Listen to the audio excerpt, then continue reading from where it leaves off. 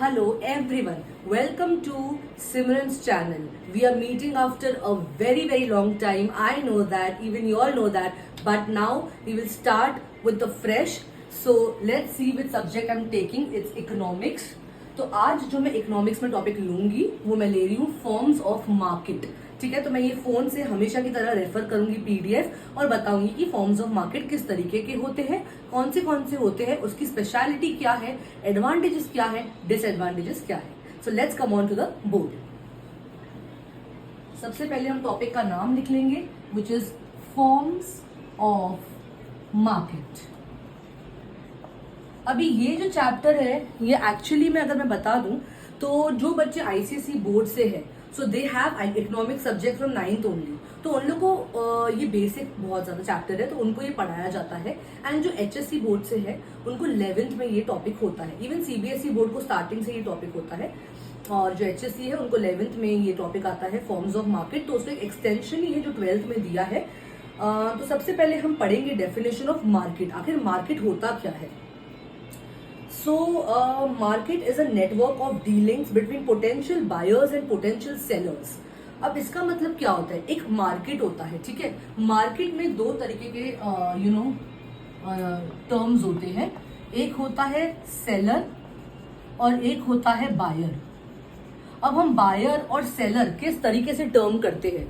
Basically जब हम market में जाते हैं तो वो एक ऐसा प्लेस है जहाँ पे बायर और सेलर ऑफलाइन मिलते हैं. आजकल तो ऑनलाइन नेटवर्किंग के थ्रू भी हम मिल रहे हैं बट हम डायरेक्टली सेलर से नहीं मिल सकते. तो ये एक थोड़ा सा डिसएडवांटेज हो जाता है क्योंकि आपको इसके वजह से अपने प्रोडक्ट्स जो है रिटर्न करवाना पड़ता है because you are not in direct contact with the seller.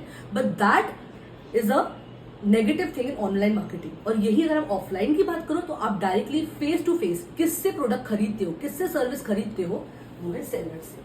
तो सेलर जो है वो सर्विस प्रोवाइडर होता है या कमोडिटी गुड्स सब उसमें ही आ गया. वो प्रोवाइड करता है बेसिकली कमोडिटी सर्विस और बायर उसको खरीदता है यानी कि बाय करता है. तो मार्केट क्या होता है. एक जगह जहाँ पे potential buyers and potential sellers. Potential का मतलब क्या होता है. अब पोटेंशियल का मतलब ये होता है कि जो बायर और सेलर मिलने वाले हैं. यानी कि मैं अगर आज एक मार्केट में जाती हूँ कुछ वेजिटेबल्स खरीदने के लिए एक वेंडर से, तो वो वेंडर जो है वो मेरा सेलर हुआ क्योंकि वो मुझे सेल कर रहा है. बट तब तक हम उसको सेलर नहीं बोलेंगे जब तक मैं उसे खरीद नहीं लूं. तो इसको हम क्या टर्म करेंगे, पोटेंशियल सेलर. क्योंकि अभी भी मैं देख रही हूँ कि whether I want to buy और I don't want to buy from this particular seller. So maybe वो मेरे सेलर में कन्वर्ट हो जाए. तो उसको हम बोलते हैं पोटेंशियल सेलर जो अभी तक सेलर में कन्वर्ट पूरी तरीके से नहीं हुआ है. Same goes with the buyer. Potential buyer यानी कि जो अब तक किसने खरीदा नहीं है product. Once you buy the product, you are the proper buyer. Otherwise, जब तक आप खरीद रहे हो in that process, you are a potential buyer. ठीक है. अब हमने मार्केट का तो मतलब समझ दिया जहाँ पे buyers and sellers potential मिलते हैं. अब आगे देखते हैं. Now market is a network of dealings between potential buyers and potential sellers. At any point of time, a market will exist if market कभी एग्जिस्ट होगा. कुछ पॉइंट्स उसको हम नोट करेंगे. एक तो बायर्स एंड सेलर्स यानी एक मार्केट में खरीदने वाला और बेचने वाला होना बहुत जरूरी है. अगर खाली बायर हो और सेलर नहीं हो आप नहीं खरीद पाओगे product and vice versa. A product और service to be bought and sold. आप वहां पे पहुंच गए हो बीइंग अ बायर और अ सेलर बट आपको वो चीज खरीदनी भी पड़ेगी. तो आप कौन सी चीज खरीदोगे, अ कमोडिटी और अ सर्विस. तो जो सेलर होगा ना he should have a commodity और service to sell for. If he has nothing what will he sell and for what. अब पहले के जमाने में क्या होता था, हम बार्टर एक्सचेंज करते थे विद गुड्स एंड गुड्स. कि मैंने चावल लिया उसने मुझे फॉर एग्जाम्पल मीट दिया या मैंने उसको मीट दिया उसने मुझे दाल दिया. क्योंकि पहले मनी का वैल्यू इतना नहीं समझा जाता था. लेकिन अभी जैसे एजुकेशन मिलते जा रहा है तो हम लोगों को मनी क्या है एग्जैक्टली, मॉनेटरी वैल्यू क्या है वो सब समझ में आ रहा है. राइट. तो अभी हम लोग क्या करते हैं, अभी भी हम एक्सचेंज करते हैं लेकिन गुड्स को हम in terms of money exchange करते हैं. तो वो मनी कभी मिलेगा सेलर को जब वो हमें कमोडिटी या फिर सर्विस सेल करेगा. Price of the product. Very important aspect in economics is price of a product. Price of a product क्या होता है. जो आप जनरल प्राइस लेवल देखते हो, ये जो सॉल्ट का हम प्राइस देखते हैं, हम वेजिटेबल्स फ्रूट्स का प्राइस देखते हैं, गोल्ड का प्राइस देखते हैं, ये एक market of sellers. They come together and then they decide at what price to sell to the buyers.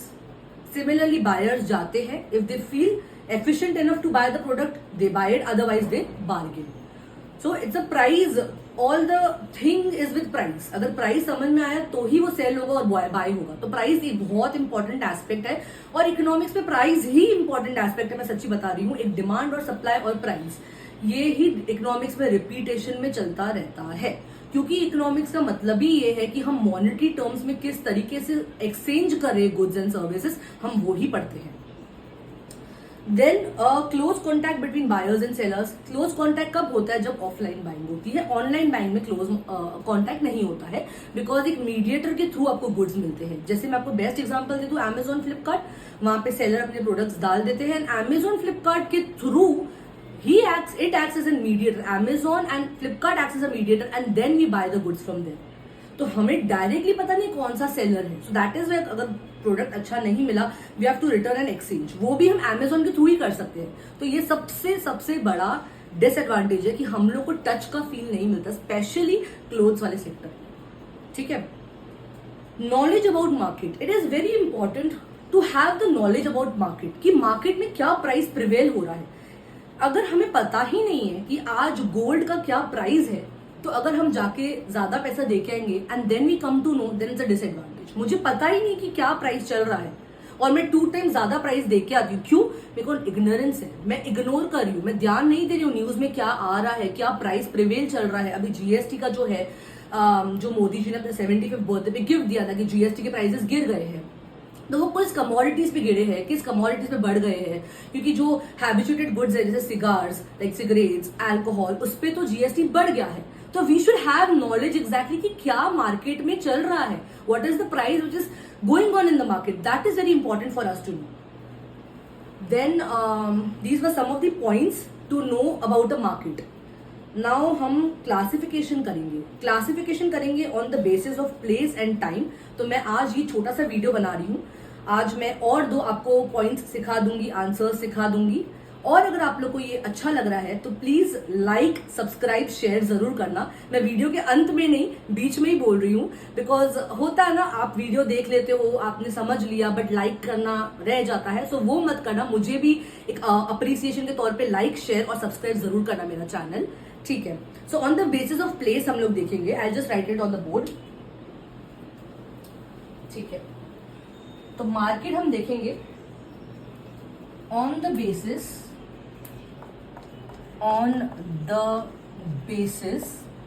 Of place.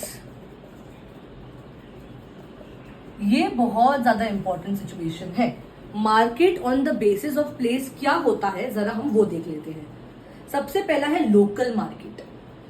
Local market is a market in which sellers sell and customers buy a product in the region or area in which it is produced.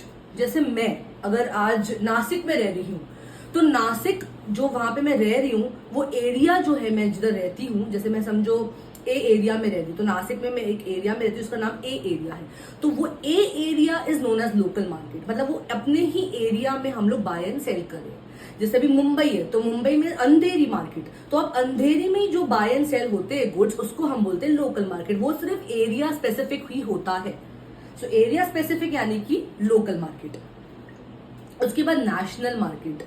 National market is a domestic market in a given country. Each national market is governed by the regulation of its own country. National market यानी कि मैं कहाँ से भी खरीदूँ. मैं नासिक में हूँ ना, मैं कोल्हापुर से भी खरीद सकती हूँ इंडिया में, but only with in India. मैं कोल्हापुर से भी खरीद सकती हूँ, मैं मुंबई से भी खरीद सकती हूँ, मैं सोलापुर से खरीद सकती हूँ, मैं अहमदनगर, अहमदाबाद कहाँ से भी खरीद सकती हूँ, बट ओनली इन इंडिया. तो मैं आउट ऑफ इंडिया नहीं जा रही. और जब आउट ऑफ इंडिया की बात आ जाती है, तब हम उसको क्या बोलते हैं, international market. When you buy and sell goods between 2 or more countries, it is known as international market. तो हमने 3 तरीके के मार्केट देख लिए हैं. सबसे पहले हमने देखा है local, which is area specific. उसके बाद हमने देखा है national market, which is with in India. And lastly international market, which is between 2 or more countries. Between 2 or more countries. उसको हम बोलते हैं इंटरनेशनल मार्केट। तो ये तो हमने सीख लिया on the basis of place. अब हम सीखेंगे on the basis of time and we will complete our class today. So on the basis of time, again we have three types of, not even three, four types of market. The very first is very short period. Very short period is a period in which supply is fixed and price is determined by the demand. The time period is for a few days or weeks in which the supply of commodity cannot be increased. Now this situation comes when? But first I'll rub the board and now I'm going to write on the basis of time. ठीक है? So हम देखेंगे market on the basis of time. The very first is very short period. Very short means between few days and weeks. Actually between सही नहीं है, within few weeks and days. यानी ये हो जाता है सीजनल सिचुएशन।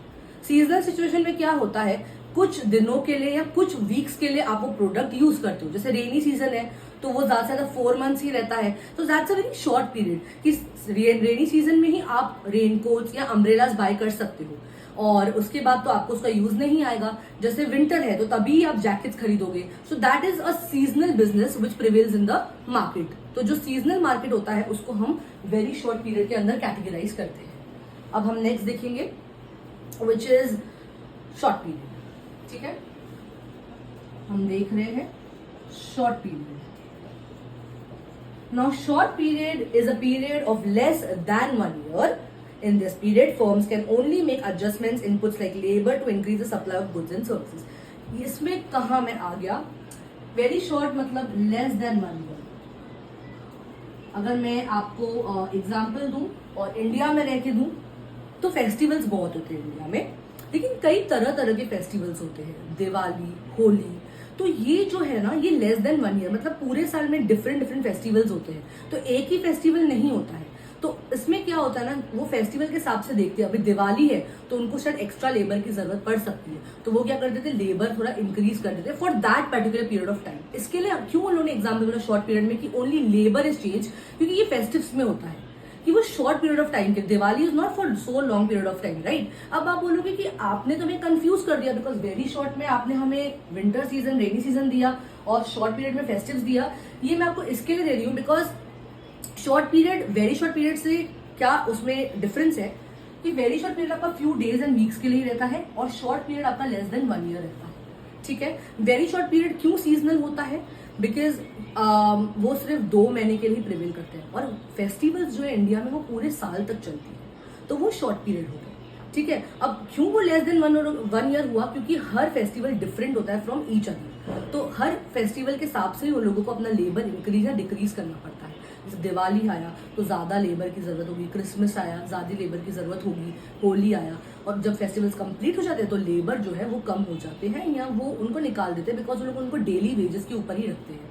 ठीक है, अब हम जो थर्ड पीरियड देखेंगे वो है लॉन्ग पीरियड। लॉन्ग पीरियड तो of course mostly business long period पे ही चलता है, वी नो, तो हम वो देख लेंगे एक बार। तो मैं ये रब कर देती हूँ। ठीक है, थर्ड वाला जो है वो है लॉन्ग पीरियड।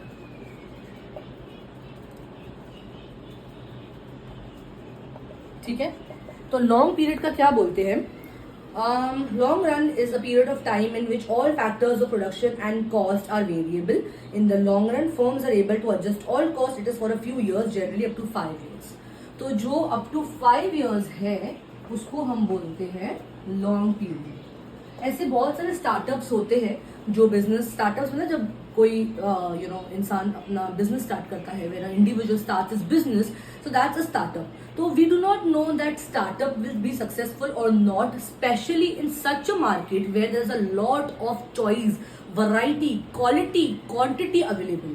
तो इस टाइम पे ना हम ये नहीं बोल सकते कि हम कितना आगे जाएंगे, तो हम सिर्फ एक एस्टिमेशन लगाते कि हमारा एटलीस्ट 5 years तक तो बिजनेस एडजस्ट हो जाएगा, क्योंकि एक बिजनेस को एडजस्ट करने के लिए भी आपको 3 to 5 years जाता है। तो ये एडजस्टिंग पीरियड होता है जहाँ पे बिजनेस ज्यादा प्रॉफिट भी नहीं कमाता है, लॉस भी नहीं, वो ब्रेक इवन में चलता है, तो वो है हमारा long period. And last for the day is a very long period which is for years. which is for years. Very long period, which is up to, not up to, actually more than 10 and up to 50 years. ये वो business है जो आप देख रहे हो, जैसे मैं आपको बता दूं, किराना, जो हम बोलते हैं किराना स्टोर रहता है, वो एंसेस्टर से चलते आ रहा है कि हमारे दादा ने चलाया, फिर हमारे पापा ने, फिर पापा के बेटे ने. That is ancestral businesses. So basically जो एंसेस्ट्रल बिजनेसेस होते हैं वो very long period of time में आ जाते हैं, बिकॉज वो more than 10 and up to 50 years चलते हैं. ठीक है, तो आज हम लोग ने मार्केट में क्या होता है, पोटेंशियल बायर्स होते हैं, सेलर्स होते हैं, मार्केट के इंपॉर्टेंट एस्पेक्ट्स क्या है, प्राइस इंपॉर्टेंट एस्पेक्ट है, फिर क्या बोलते हैं, बायर्स एंड सेलर्स भी इंपॉर्टेंट एस्पेक्ट है, डिमांड एंड सप्लाई भी इंपॉर्टेंट एस्पेक्ट है, वो हमने कवर किया. एंड उसके बाद हम लोग ने on the basis of time देखा, on the basis of place देखा. तो आज के लिए मैं इतना ही बता रही हूँ. एंड मेरा एक रूटीन है कि मैं जब भी वीडियो बनाती हूँ मैं एक ही सब्जेक्ट को स्टिक नहीं करती हूँ, बिकॉज मैं वेरिएबल सब्जेक्ट्स लेती हूँ, मैं वेरी करती हूँ सब्जेक्ट्स में, क्योंकि मुझे अगर आप बता दोगे कमेंट के थ्रू कि आपको कौन सा स्पेसिफिक टॉपिक पे चाहिए तो वो ज़्यादा बेटर होगा, तो वो तरीके से मैं वीडियोस बना सकती हूँ. मैं 11 से लेके पोस्ट ग्रेजुएशन तक सारे वीडियोस बना सकती हूँ. अगर आपको चाहिए अकाउंट्स में, आपको चाहिए business studies, you want in economics, you want in English, Hindi, I can make videos. I just want your comment, your suggestion, and I will provide you with that video. So thank you so much once again for watching my channel, and please don't forget to like, share and subscribe. Thank you so much.